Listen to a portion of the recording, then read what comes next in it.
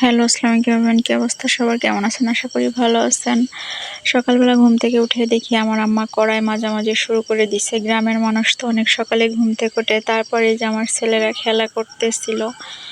এরপরে আমি চেয়ার নিয়ে গাছতলায় বসেছিলাম। তখন দেখি খুব সুন্দর কোকিলের ডাক।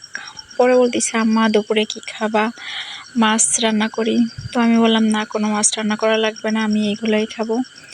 এই কারণে এই পাতাটাকে কি পাতা বলে আপনাদের ওখানে অবশ্যই কমেন্ট করে জানাবেন। আমাদের এখানে থানকুনি পাতা বলে। এটাকে বেটে আম্মা মশলা করবে। তারপরে দেখলাম সিম গাছে কিছু সিম আছে, অতটাও নেই, অল্প কিছু সিম আছে। এখন তো আসলে সিমের সিজন না, তো কিছুদিন আগে অনেক ছিল। তখন অবশ্য আমার আম্মা আমার বাসায় নিয়ে গেছিল।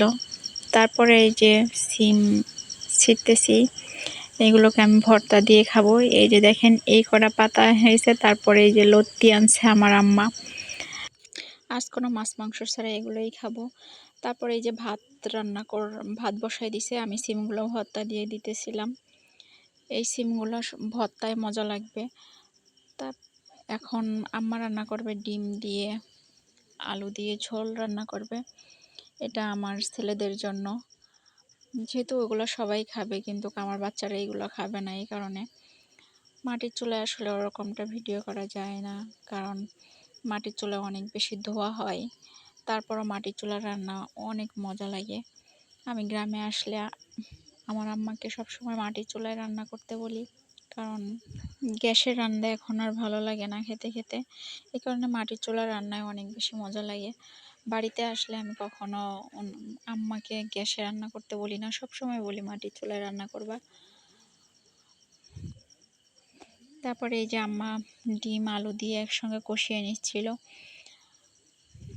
ঝোলের পানি দিলে ঝোলটা একটু ফুটে আসলে এগুলো নামিয়ে নেবে। পরে এই যে থানকুনিটা বেটে রাখছিল, ওটা কিছুটা মশলা কষিয়ে ওটাও ভাজা ভাজা করে নেবে। এটা বেশিক্ষণ ভাজা লাগবে না অবশ্য, কিছুটা সময়, শুধু পানিটা সরে গেলেই এই যে নামিয়ে নেবে। এটাও হয়ে গেছে।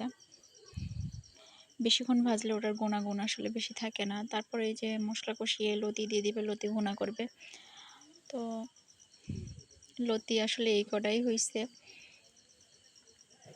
তারপরে